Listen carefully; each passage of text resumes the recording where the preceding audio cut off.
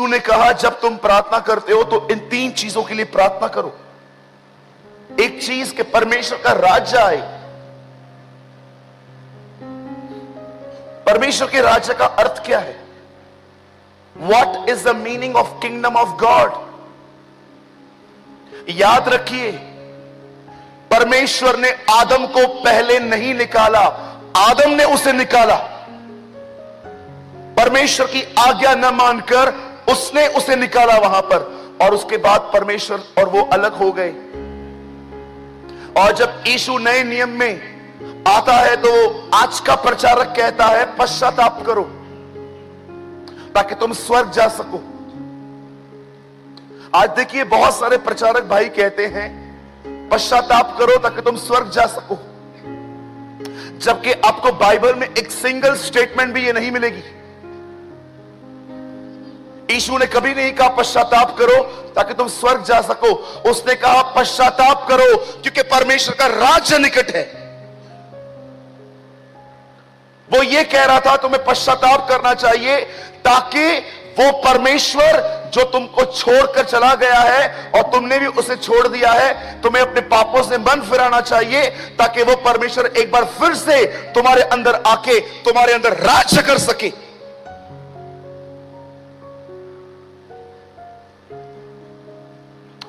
तेरी इच्छा पूरी हो। कैसे होती है? हर दिन स्वर्गदूत खुदा के सामने खड़े होते हैं, वो उसको सुनते हैं और सुनने के बाद लोगों के पास जाके उन्हें मैसेज देते हैं। क्या आपको कलाम पाक में आपने देखा जिब्राइल एक मैसेंजर है, जिब्राइल एक संदेश देने वाला है। मरियम के पास संदेश यही लेकर आया था कि तू गर्भवती होगी। यह संदेश उसने कहां से पाया? खुदा से पाया। वो खुदा के सामने खड़ा रहता है और जो खुदा उसे कहता है वो जाके वो बोल के आता है। उसकी इच्छा कैसे पूरी होती है? पहले उसके सामने खड़ा रहना पड़ता है, उसका संदेश लेके लोगों को देना पड़ता है। क्या आप जानते हो यीशु ये कह रहा था हर दिन खुदा के सामने खड़े रहो, उसकी उपस्थिति में जियो और जो वो कहता है वो करो, इससे उसकी इच्छा पूरी होती है।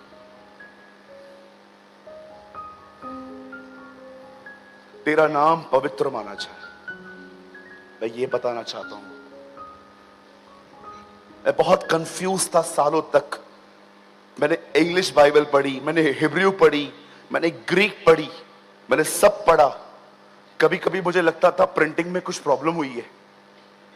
वो परमेश्वर जो पवित्र है वो ऐसा पवित्र है कि हर दिन स्वर्गदूत उसके सामने खड़े होकर ये नहीं कहते प्रेम प्रेम प्रेम, दयालु दयालु दयालु, वो ये शब्द नहीं कहते, लेकिन वो हर दिन कहते हैं पवित्र पवित्र पवित्र। Wait wait wait wait, I just want to explain you something.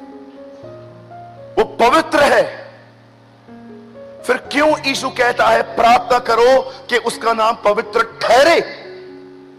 कभी आपके अंदर बाइबल को पढ़ते समय इस वचन के प्रति कभी सवाल उठा है कि ये कैसी दुआ करवा रहा है प्रभु? वो परमेश्वर जो अनादिकाल से अनंत काल तक पवित्र है, उसके लिए क्यों ये कहा जा रहा है? यीशु कह रहा है उसका बेटा कि जब कभी तुम प्रार्थना करो तो 3 दुआएं करो, उसका राज्य आए, उसकी इच्छा पूरी हो और उसका नाम पवित्र ठहरे। क्या परमेश्वर का नाम अशुद्ध है? क्या परमेश्वर का नाम अनक्लीन है? You need to understand this. आपको यह समझने की आवश्यकता है। आज याद रखिए, जब यीशु इस धरती पर आए, जितना वो 5 साल में पवित्र था उतना ही वो 30 साल में भी पवित्र था। उसकी पवित्रता हर दिन बढ़ती नहीं गई जैसे हमारी बढ़ती है। हम सब पापी जन्मे, जब हमने ईमानदारी से अपने पाप स्वीकार किए तब खुदा ने हमें बदला, लेकिन यीशु के साथ कभी ऐसा नहीं हुआ।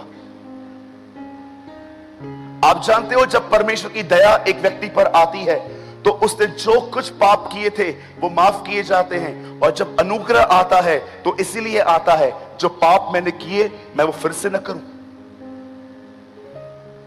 दया हमेशा पास से नाता कर रखती है और अनुग्रह सदैव भविष्य से नाता रखता है। इसीलिए आप पौल की हर पत्री के अंदर इस तरह पढ़ोगे कि परमेश्वर का अनुग्रह और उसकी दया तुम पर होती रहे, ताकि तुम्हारा पास माफ हो सके और तुम फ्यूचर में वो गलतियां फिर से न कर सको। मैं हैरान होता हूं जब मैं इन वचनों को पढ़ता हूं। मैं कोई अपनी बड़ाई नहीं कर रहा। आपको लगता होगा मैं बाइबल बहुत पढ़ता हूं, आप गलत हैं। मैं बाइबल बहुत कम पढ़ता हूं, पर पढ़ी हुई बातों के बारे में बहुत सोचता हूं। इसे हिंदी में कहते हैं मनन करना, इंग्लिश में कहते हैं मेडिटेट करना।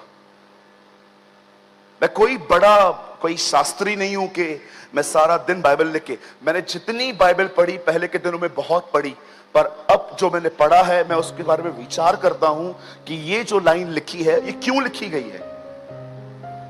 अगर आप बाइबल पढ़ते हैं और पढ़ी हुई बात के बारे में सोचते नहीं है, you are wasting your time. आप अपने समय की बर्बादी कर रहे हैं, क्योंकि हो ही नहीं सकता कि वो पढ़ने से समझ में आए।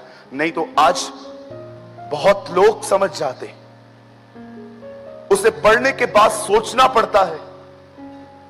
एक दिन मैं एक वचन पढ़ रहा था जिसमें लिखा हुआ था, यीशु पतरस, याकूब और यूहन्ना को लेके पहाड़ पे गया, और वहां पर जाने के बाद वहां पर वो लोग देखते हैं कि वहां पर एलिया और मूसा प्रभु यीशु मसीह से आमने सामने मिलने आए थे।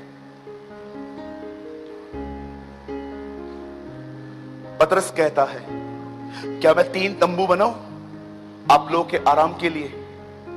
एक आपके लिए, एक मूसा के लिए, एक एलिया के लिए। मेरा एक सवाल है यहां, पतरस की उम्र 35 साल तक नहीं है और ये नबी 1000 साल पहले आए थे। पतरस ने कैसे पहचाना कि ये एलिया है, ये मूसा है? इतने सारे नबी हैं, ये दोनों ही क्यों मिलने आए? जब आप परमेश्वर के वचन को पढ़ते हो तो आपके सवाल निकलने चाहिए। अगर आपके सवाल नहीं निकलते तो ये साफ है आप बाइबल नहीं नॉवेल पढ़ रहे हो।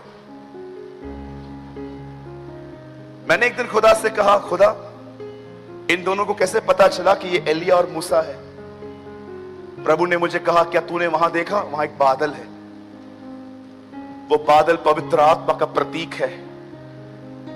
पतरस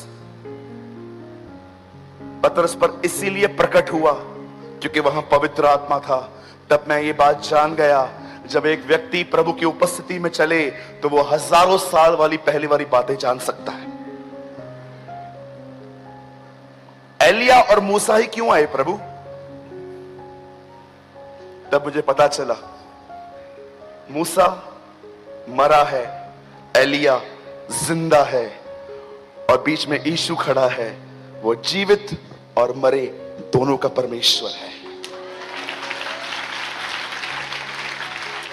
You will see the amazing things जब आपको पवित्र आत्मा सिखाए।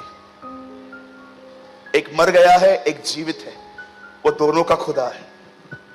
जो हमसे पहले मरे हैं वो उनका भी खुदा है, जो जीवित है वो उनका भी खुदा है। इसीलिए पौल कई जगहों पे कहता है, वही जीवित और मरे हुओं का न्याय करेगा। आप जानते हैं क्यों यीशु ने हमें यह कहा, Whenever you pray, जब भी तुम दुआ करो तो तुम ये कहो, उसका नाम पवित्र ठहरे। आज से बहुत साल पहले कलाम पाक में लिखा है, बाइबल में लिखा है, एक व्यक्ति था, उसने 2 शादियां की। एक का नाम था लिया, दूसरे का नाम था राहेल। इन दोनों औरतों से और कुछ और इससे 12 बच्चे पैदा हुए और सब बेटे थे। बहुत सारे लोग कहते हैं याकूब के 12 बच्चे थे, पर मैं आपको बताना चाहता हूं यह एक कमजोर थियोलॉजी है। बहुत लोग ये नहीं जानते कि याकूब की एक बेटी भी थी जिसका नाम था दीना। बहुत लोग उस लड़की को नहीं जानते। याकूब की एक बेटी थी जिसका नाम था दीना। हर नेम वाज दीना।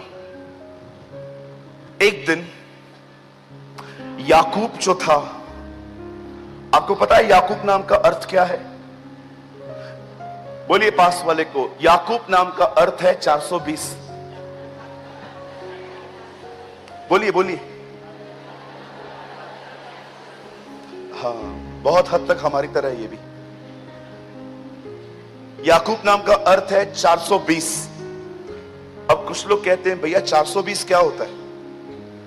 हमारे इंडियन पैनल में बहुत सारे गुनाहों की सजा 420 में आती है। याकूब नाम का एक और अर्थ है, चुपचाप से दे दो नहीं तो छीन लूंगा। यह भी उसके नाम का अर्थ है, ग्रैबर। कितने लोग हैं यहां पर जो छीनते रहते हैं? हाँ, पास्टर बनाओ मुझे, नहीं बनाओगे मैं चर्च नहीं आऊंगा। आज वर्शिप मैं करूंगा, नहीं दोगे तो मैं चर्च नहीं आऊंगा। अरे तू आज निकल।